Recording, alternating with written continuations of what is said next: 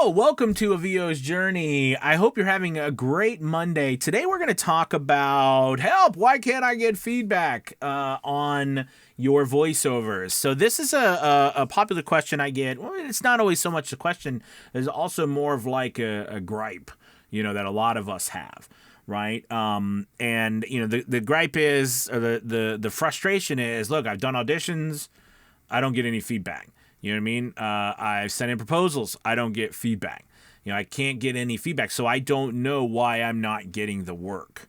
And I think this is a pretty regular type thing for a lot of us. Okay. As long as I've been doing this for voiceover, the funny thing is too, is in acting on like stage. Right. And I don't know so much TV film because that wasn't my specialty. My specialty was the stage. When we would do auditions, you know what I mean? Outside of an educational format. And that's why it's really important to make sure as a voice actor, you're getting training. You're somewhere, right, where you can get good training that gives you feedback, right, and helps you with your voice acting skills. But outside of an educational atmosphere, you don't get trained. I mean, you don't get feedback because people are trying to be quick and efficient, and usually there's so many people to go through that they don't have time to give feedback to each individual person because it would just take too long. You would never get done. So part of the problem why we never get feedback is time. When we audition, someone's the casting director, the director, the producer, the rights holder, whoever's listening to the auditions, they're most likely going through a lot of people. So they can't get back or they don't have time to go through each individual person and give them any sort of feedback about why they didn't choose them. Okay? I mean, so you have to think first off, you are competing against a lot of people, and it's more of the competition is more of, do you fit what that person is looking for? And here's the thing, when I wrote Code of Conduct, it's just, a short story or short book I wrote, fiction. I wanted to go through the process of hiring a voice actor for the audiobook because I'd never done it. I've always been on the other end. And I always like to try to experience what, a customer or client experiences.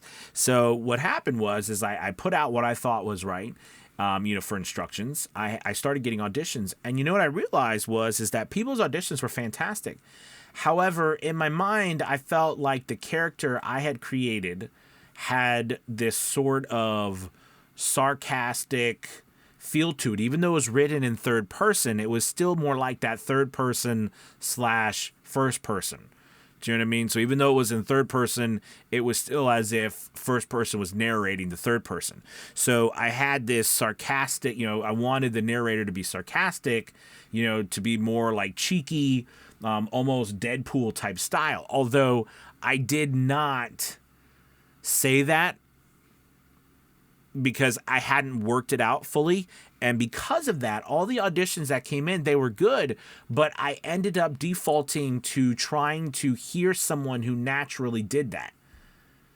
Does that make sense? So what happened is that even though everybody was doing a great job, so many of the people I didn't work with or didn't consider were just simply because they didn't match the voice style I was looking for. In my mind, what I heard. And it had nothing to do with their talent or their ability. In a lot of senses, it was my mistake for not giving them more direction, okay? Which I think happens to a lot of us all the time. So then what goes on is that then if you're going to give feedback, you think about all that time you're trying to work through everything, and now I got to write feedback. So the first thing here is don't think that your lack of feedback means that, there's anything wrong, okay? That's the first thing. Like you're doing something so wrong, they won't even give you feedback. That's not true. The reality is we don't get feedback because of time. People just don't have the time to give you feedback. Again, unless you're in an educational setting in which the whole point is to give you feedback. Okay.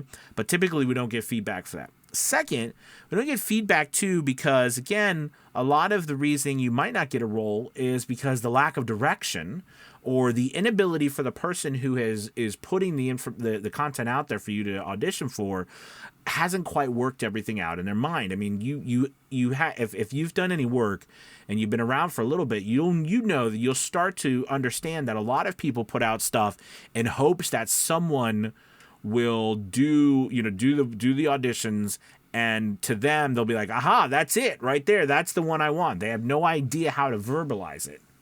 Right? They don't know how to vocalize it, but they want to feel it, so when it comes around they do. Well, that's tough for us because we're just shooting in the dark. You know what I mean? So that is part of that audition process. So that's why, again, a lot of feedback comes back because they don't know what feedback to give you, which leads to the next part. These are not trained people. So giving you feedback would probably not be necessarily one of the better ideas, because probably the feedback you were going to get is say, well, you're just not what we're looking for. Well, that doesn't help me much. Now we appreciate any sort of response, and that's nice, because some of us might feel like a response at least tells us they listen to us. But again, you got to think, again, I'm not understating this. There are probably hundreds of people for, all these auditions that you're doing. So they don't have time to just send a response to everybody. Okay. It is nice that some of the platforms we're on that do show whether or not something was listened to, because that's an important thing too, right? Because we don't know if we're being listened to or not. That's even worse, because then we don't know what, is anybody even hearing me? So, like I've made the joke, I've gone so far at some points in this journey to like do things on my auditions where I'm like, are you guys hearing this audition? Did you hear me? I've done stuff like that just because sometimes you feel like no one's listening. Okay. But that is a part of what we go through, is that lack of feedback from the client just simply means they don't have time. They probably don't know what to say to you other than you were not the right choice for them. Right. And, the third thing again is that, a lot of times their lack of direction, because they're not even sure what they're looking for, all right, causes a hiccup in them even giving you feedback because they don't even know what feedback to give you. So I think, it is the stress and the frustration from us is real. Because we don't get that feedback. But at the same time, those are some reasons why we don't get that feedback. Now, I want to give you another quick insight about casting in general. Because if you've not casted anybody, you haven't gone through this. But what happens is as you go to cast people and you put out stuff and people are sending you auditions, you have in your mind what it is that you're wanting to hear or the feeling that you want to be invoked. Okay, from an audition. And from that, you are starting then to listen to people. So you're listening to the sound of the actual timbre of their voice, the sound of the voice itself, the acting. Are they meeting the requirements that you have set for the character or the role? From an acting standpoint, are they telling the story effectively? Okay. The pitch of the voice, the feel of how the overall pacing, do they get the pacing? Like, there is a whole bunch of things you're listening for. Here's the funny thing. So much of it can be determined in the first couple seconds, right? Because think about it. If one of the main things I'm listening to is the timbre of your voice, how it sounds, and that makes me feel as, in accordance with what I'm looking for, then if you don't have that, then you're eliminated from that process immediately. It's not, you understand, like it's not even a question of your acting. Now, there could be people who don't have a preconceived notion about about how they want the voice itself to sound. But a lot of times it is about how the voice itself sounds. That's a big part about it. So here's a perfect example. We're launching some new content on our channel. And, I built some characters and some backgrounds and part of this content that we're building. And some of them are young, some of them are old. Well, if it's a younger character, you know what I mean? Guys like me with an older sounding voice, I'm not going to get that character because I'm looking for someone who has a younger sounding voice, and vice versa. If I have a younger sounding voice, I'm not going to get the character of an older sounding voice, right? They don't mix. Now, does that mean that you can't do both? There are people who can do both. There are very talented people who can do both. It's very difficult to do both convincingly, but there are people who can do both. But I just want to point that out to you, and you have to understand too that is a part. So if I'm listening to 20, 30, 40, 50 people, and I'm going through and I'm listening to voice style, a person could be eliminated right off the bat because of their voice, like the timbre of it, right? The tone of it, the pacing of it. And then, you know what I mean? So that's even beyond the acting. Okay, so that don't be upset about that. All right, because you did nothing wrong. All right, and it's not a indication that you're a bad voice actor. Okay, it's just an indication that particular role is not meant for you. There's going to be other roles that are meant for you. And I do think that that's an important.